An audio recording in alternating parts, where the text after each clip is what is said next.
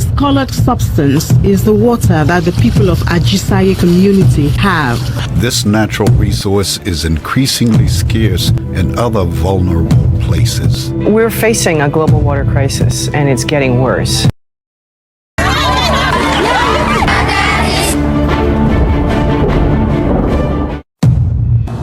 Ang pinakapangunahing pangangailangan na mayroon ng mga tao para sa pinakamainam na kagalingan at kalusugan ay ang pag-access sa malinis na tubig, mga pasilidad sa sanitary at mahusay na kalinisan.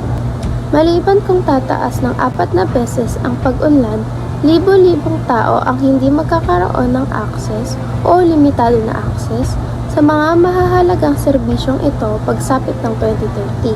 Karamihan sa pandaigdigang populasyon ay kasulukuyang dumaranas ng matinding kakapusan sa tubig, kahit isang buwan man lang sa isang taon dahil sa pangangailangan para sa tubig na lumalampas sa paglaki ng populasyon. Ang mga bansang limitado ang akses sa malinis na tubig ay Nigeria, Papua New Guinea, Democratic Republic of the Congo, Chad, Ethiopia at iba pa.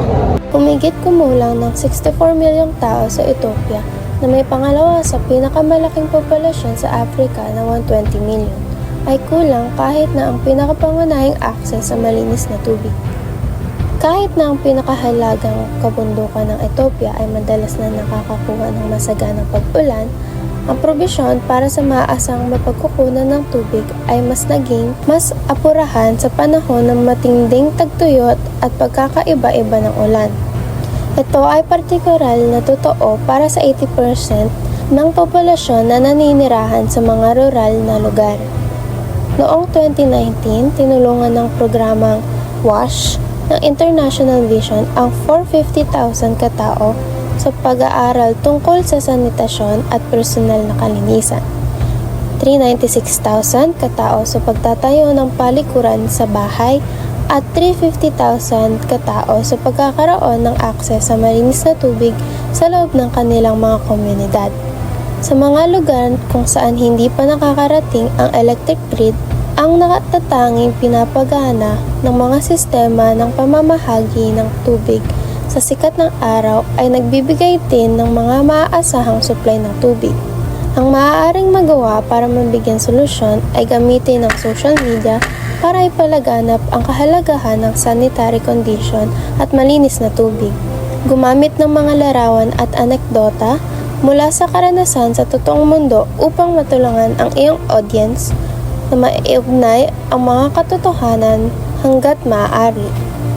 Ang Chad ay isang bansa na may water crisis dahil sa mataas na pagkonsumo ng tubig, mainit na klima, at kakulangan ng infrastruktura para sa tubig. Para masolusyonan ito, dapat nilang proyektuhin ang paggagawa ng balon at pagre-recycle ng wastewater. Sa dalawang solusyon na ito, ma-alleviate o mababawasan ang water crisis nila. Ang Democratic Republic ng Congo, DRC, ay nagpapakita na ang likas na yaman ay hindi laging nagdudulot ng kasaganaan. Sa kabila ng malalaking reserbang mineral, maraming mamamayan ang mahirap at may limitadong akses sa serbisyo dahil sa politikal na kawalang tatag at korupsyon. Ang tunay na pag-unlad ay mangyayari lamang sa mas mahusay na pamamahala at pagtutok sa mga pangangailangan ng tao, kasama na ang pangangalaga sa mga kagubatan at buhay ilang. Ang mga solusyon na maaari natin magawa bilang isang individual ay gumamit ng social media o isang kampanya ng paaralan o universidad o marahil magbigay alerto sa ating kapwa tungkol sa kalinisan ng ating environment. iwasan ang paggamit sa sobra-sobrang tubig at nirekomenda na maligo sa 5 hanggang 10 minuto lamang. Magbawas rin ang paggamit ng sobra-sobrang tubig upang hindi tumaas ang metro at mapag-save ng tubig upang marami tayong magamit. Inirekomenda din ang patayin ng gripo habang nagugas ang pinggan upang hindi dumaloy o tumaas ang tubo ng metro. Magplano ng inisyatiba sa paglinis ng ilog at karagatan. Isama ang iyong buong bayan sa paglilinis ng kalapit na ilog, baybayin o karagatan at iba pa. Sa iyong palagay, ano ang mensaheng na ibibigay mo sa bawat isa sa mundo patungkol sa problemang kinakaharap natin sa limitadong akses na tubig ang karamihan sa bansa?